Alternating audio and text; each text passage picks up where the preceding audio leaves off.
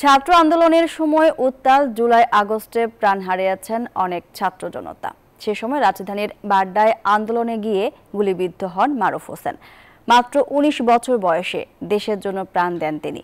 ছাত্র বিপ্লবের শহীদ মারুফের বীরত্ব গাথা জানাচ্ছেন মাসুদা লাবণী। ক্যামেরায় ছিলেন মাহফুজ অপু।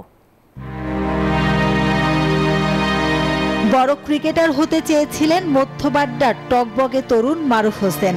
খেলেছেনও বাংলাদেশ ক্রিকেট বোর্ডের বয়সভিত্তিক দলে। ক্রিকেটের ব্যাট, গ্লোভস সবই পড়ে আছে, শুধু নেই মারুফ।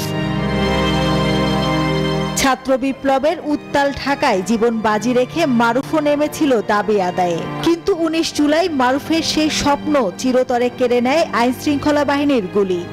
আমার ৪টা সাড়ে ৪টার দিকে ফোন আসে যে এরকমের ভাইয়া মারুফের গায়ে গুলি লাগছে। স্বাস্থ্যকর অল টাইম হানিকম, সব সময় অল টাইম হেলদি লাইফ। পুলিশের গাড়ি ওদিকে যাইতেই দেবেন অ্যাম্বুলেন্স, পরে অনেক পায়াতে ধরিয়ে তারপরে একটা পুলিশে মনে হয় কি আসছিল, পুলিশটা কাছে না এগো সারিয়ে দেন।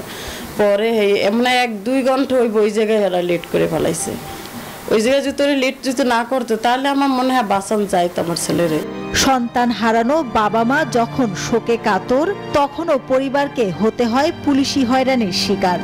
ও আবার আমার কাছে বললে যে মা আমি যাই, ই করছে লাগলে জীবন দিয়ে তুমি শহীদ হইয়া। আমার বাসার সামনে পুলিশ এসে খারাপ থাকে, আমাকে বিভিন্ন রকমের হয়রানির শিকার করতে হয়। এই সময়টা আমাকে বলে যে আপনি এমন কিছু কথা বলবেন না যেটা সরকার বিরোধী। ২২ গজের পিচে যে মারুফের সদা বিচরণ ছিল, সে এখন ৩.৫ হাত মাটির ঘরের স্থায়ী বাসিন্দা। বড় সন্তানের এমন বিদায়, এখনো শুকায়নি বাবার চোখের জল। তাই তো সন্তানের অস্তিত্বের খোঁজে কবরে আসেন বাবা, সাথে ২ ছোট ভাইও।